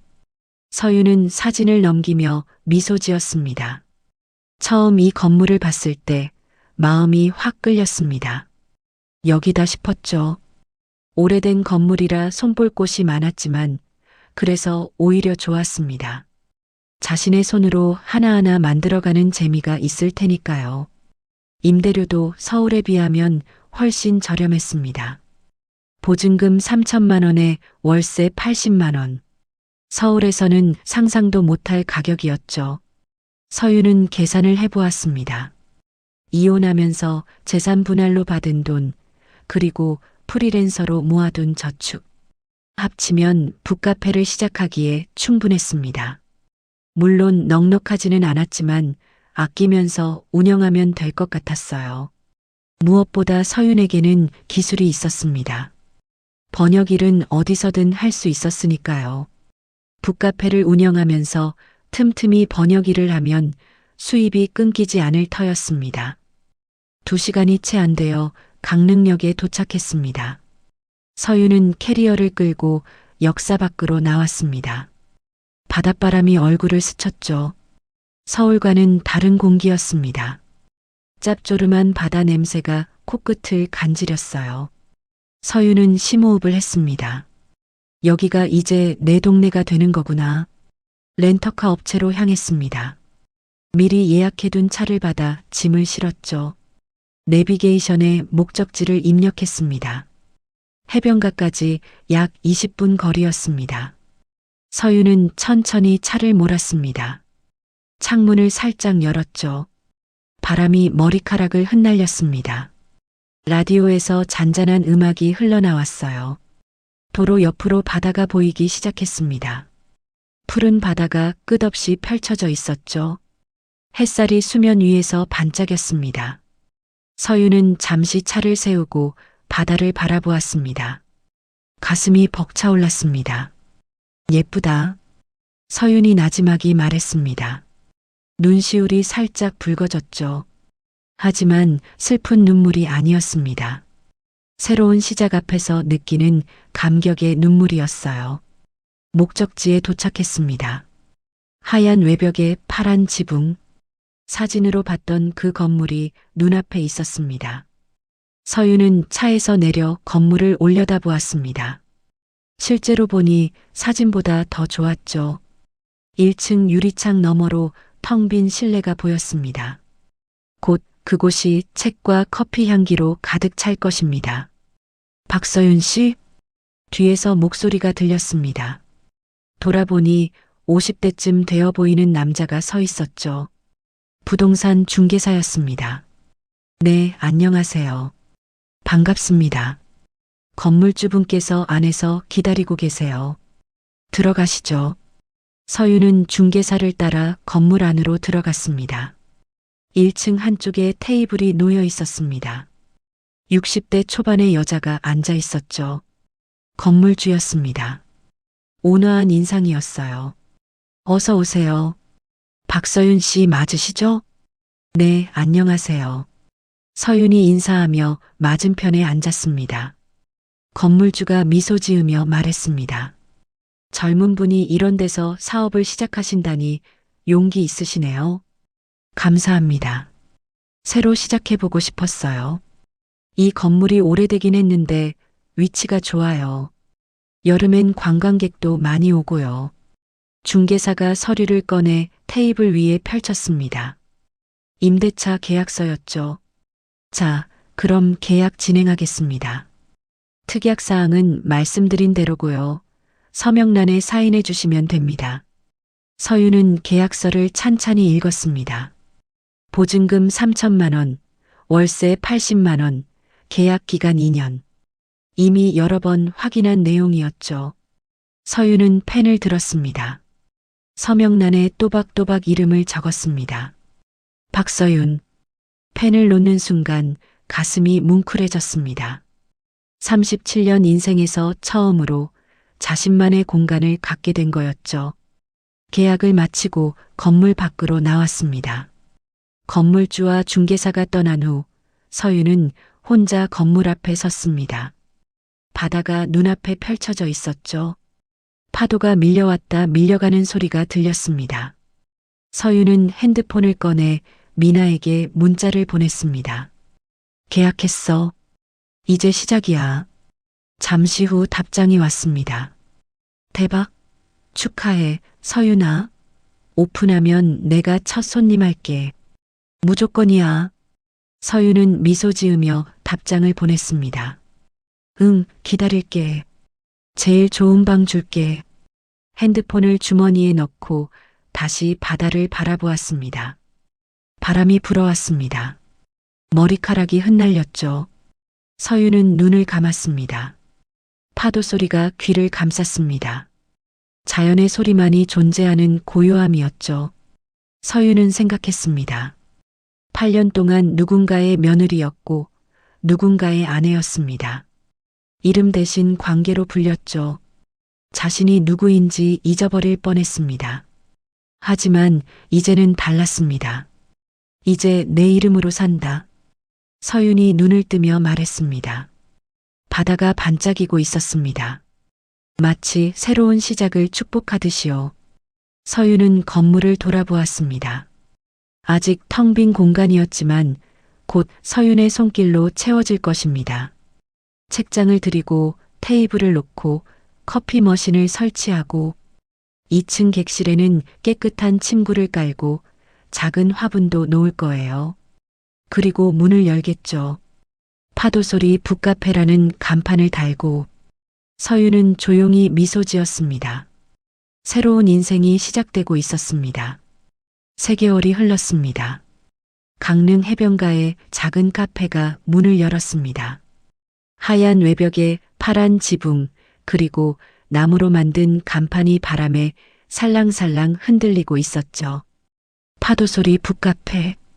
서윤이 직접 디자인한 간판이었습니다. 파도 모양의 곡선 위에 책 한 권이 펼쳐진 그림이 그려져 있었죠. 오전 10시 서윤은 카페 문을 열었습니다. 바다 냄새를 머금은 바람이 실내로 밀려 들어왔죠. 서윤은 심호흡을 하며 카페 안을 둘러보았습니다. 1층 한쪽 벽면을 가득 채운 책장이 눈에 들어왔습니다. 소설, 에세이, 시집, 여행서까지 서윤이 직접 고른 책들이 빼곡히 꽂혀 있었죠. 책장 옆에는 아늑한 1인용 소파들이 놓여 있었습니다. 반대편에는 원목 테이블 4개가 있었습니다. 창가 쪽이라 앉으면 바다가 한눈에 보였죠. 커피를 마시며 책을 읽기에 완벽한 자리였습니다. 카운터 위에는 커피 머신이 반짝이고 있었습니다. 그 옆에 손글씨로 쓴 메뉴판이 세워져 있었죠. 오늘의 커피 에티오피아 예가체프. 함께 읽으면 좋은 책 바다가 들리는 편지. 서윤은 메뉴판을 바라보며 미소 지었습니다. 매일 아침 직접 골라 쓰는 문구였죠. 오후가 되자 손님들이 하나둘 들어오기 시작했습니다. 젊은 커플이 창가 자리에 앉아 커피를 마셨습니다. 혼자 온 중년 남자는 책장에서 소설 한 권을 골라 소파에 앉았죠. 여행 중인 듯한 외국인 2명이 아메리카노를 주문했습니다. 서윤은 능숙하게 커피를 내렸습니다. 손님에게 커피를 건네며 환하게 웃었죠. 맛있게 드세요. 감사합니다. 여기 분위기 정말 좋네요. 고맙습니다. 천천히 쉬다 가세요. 서윤은 카운터로 돌아와 노트북을 열었습니다. 번역 의뢰가 들어온 파일을 확인했죠. 북카페를 운영하면서도 틈틈이 번역 일을 계속하고 있었습니다. 손님이 없는 시간에는 번역을 하고 손님이 오면 커피를 내리고 바쁘지만 충만한 하루였습니다. 저녁이 가까워지자 서윤은 예약 현황을 확인했습니다. 2층 게스트하우스 객실 예약이었죠. 다음 주까지 거의 다 찼네. 서윤이 혼잣말로 중얼거렸습니다. 3개의 객실 중 2개가 다음 주말까지 예약되어 있었습니다. 입소문이 나기 시작한 거였죠. 바다가 보이는 작은 게스트하우스, 1층에서 책과 커피를 즐길 수 있는 곳, 여행객들 사이에서 조금씩 알려지고 있었습니다. 서윤은 매출 장부를 펼쳤습니다. 이번 달 수입을 계산해 보았죠. 카페 매출과 객실 수입을 합치니 월세와 생활비를 내고도 조금 남았습니다. 번역 수입까지 더하면 안정적인 수준이었죠. 이 정도면 괜찮네. 서윤은 만족스러운 표정으로 장부를 덮었습니다. 그날 저녁 카페 문이 열렸습니다. 서윤아. 익숙한 목소리가 들렸습니다. 서윤이 고개를 들자 캐리어를 끌고 들어오는 미나가 보였죠. 미나야. 서윤이 카운터에서 나와 미나에게 다가갔습니다. 두 사람은 반갑게 껴안았죠. 드디어 왔다. 진짜 예쁘다 여기. 미나가 카페 안을 둘러보며 감탄했습니다. 사진으로 볼 때보다 훨씬 좋아. 서윤아, 내가 이걸 다 혼자 했어? 응. 인테리어부터 책 고르는 것까지 전부. 대단하다 진짜. 미나의 눈에 자랑스러움이 가득했습니다. 서윤은 미나의 캐리어를 받아들었습니다. 자, 올라가자. 제일 좋은 방 줄게. 바다 정면으로 보이는 방이야. 오, 역시 첫 손님 대우가 다르네. 미나가 웃으며 서윤을 따라 2층으로 올라갔습니다. 2층 복도 끝에 있는 객실 문을 열었습니다. 작지만 아늑한 방이었습니다. 하얀 침구가 깔린 침대, 작은 책상, 그리고 통유리창. 창밖으로 저녁 노을에 물든 바다가 펼쳐져 있었죠.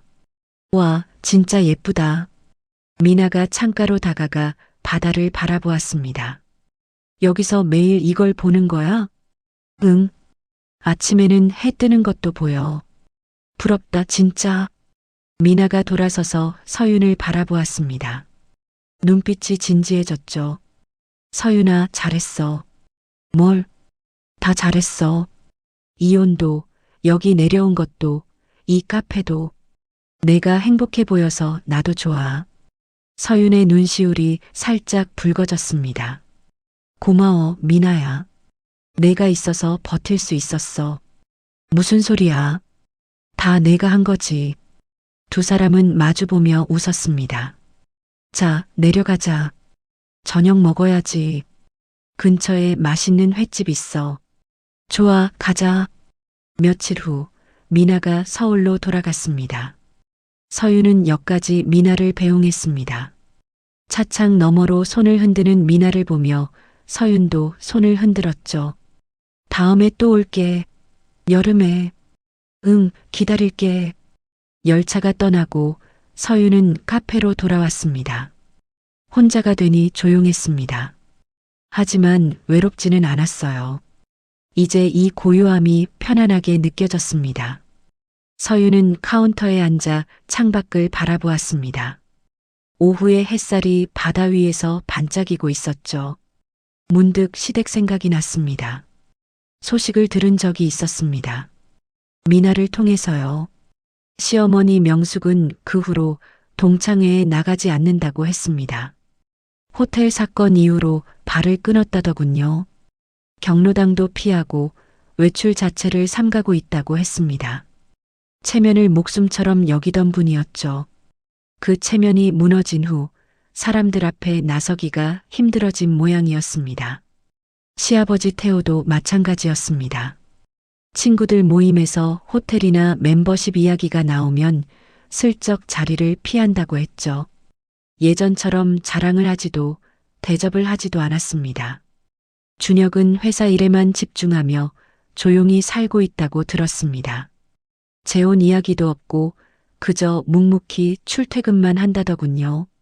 서윤은 그 소식을 듣고도 특별한 감정이 들지 않았습니다. 안타깝다거나 통쾌하다거나 그런 감정이 없었어요. 그저 담담했습니다. 이미 지나간 일이었으니까요. 서윤은 더 이상 그들의 며느리도 아내도 아니었습니다. 그들의 삶과 서윤의 삶은 이제 완전히 분리되었죠. 저녁이 되었습니다. 마지막 손님이 떠나고 서윤은 카페 문을 닫았습니다. 의자를 정리하고 테이블을 닦고 커피 머신을 청소했죠. 하루를 마무리하는 익숙한 루틴이었습니다. 정리를 마친 서윤은 카운터 아래 서랍을 열었습니다. 안쪽 깊숙이 투명 파일 하나가 있었죠. 서윤은 그 파일을 꺼냈습니다. 파일 안에는 황금색 조각들이 들어 있었습니다. 가위로 잘린 멤버십 카드 조각들이었죠. 이혼하던 날 법원에서 자른 바로 그 카드였습니다. 서윤은 조각들을 한참 내려다보았습니다. 8년의 세월이 이 조각들 안에 담겨 있었습니다. 아버지의 마음, 시댁의 횡포, 그리고 서윤 자신의 침묵까지 모든 것이 이 작은 조각들에 응축되어 있었죠. 서윤은 조용히 파일을 다시 서랍에 넣었습니다. 언젠간 이것도 버릴 날이 오겠지. 서윤이 나지막이 말했습니다. 근데 아직은 아니야. 서랍을 닫았습니다. 아직은 이 조각들이 필요했습니다. 과거를 기억하기 위해서가 아니라 다시는 그런 삶으로 돌아가지 않기 위해서요. 서윤은 카페 불을 끄고 창가에 섰습니다. 밤바다가 눈앞에 펼쳐져 있었습니다. 달빛이 수면 위에서 부서지고 있었죠. 파도 소리가 고요한 밤 공기를 채웠습니다. 서윤은 생각했습니다. 자신이 한 일은 특별한 복수가 아니었다고요. 그저 자신의 권리를 정당하게 행사했을 뿐이었습니다. 아버지가 주신 것을 아버지가 의도한 대로 되찾은 것뿐이었죠. 하지만 그것만으로 충분했습니다. 타인의 것을 당연하게 여기던 사람들에게는 그 당연함이 사라지는 것 자체가 벌이 되었으니까요. 법적 처벌보다 감옥보다 현실을 직면하는 것이 더 무거운 벌이 될 때가 있습니다. 서윤은 조용히 미소 지었습니다.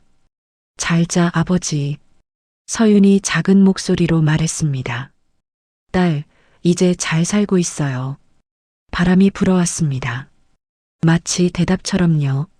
서윤은 돌아서서 2층으로 올라갔습니다. 내일 아침에도 카페 문을 열어야 했으니까요. 커피를 내리고 손님을 맞고 책을 권하고 평범하지만 소중한 일상이 기다리고 있었습니다. 서윤의 하루가 끝났습니다. 그리고 내일 또 새로운 하루가 시작될 것입니다. 혹시 지금 누군가의 명의를 빌려 쓰고 계신가요? 혹은 당신의 명의가 타인에게 이용당하고 있지는 않으신가요? 당연하게 여겨지는 것들 중에 사실은 당연하지 않은 것들이 있습니다. 그리고 그 당연함이 깨지는 순간 모든 것이 달라집니다. 서윤처럼요. 오늘 이야기가 마음의 작은 울림으로라도 남았다면 가끔 이곳에 다시 들러주셔도 좋겠습니다. 여유가 되신다면 사연의 주인공에게 따뜻한 한 줄 남겨주세요. 그 마음이 누군가의 내일을 버티게 해줄지도 모릅니다. 당신의 오늘과 내일을 진심으로 응원합니다. 여기는 시라 보따리였습니다. 감사합니다.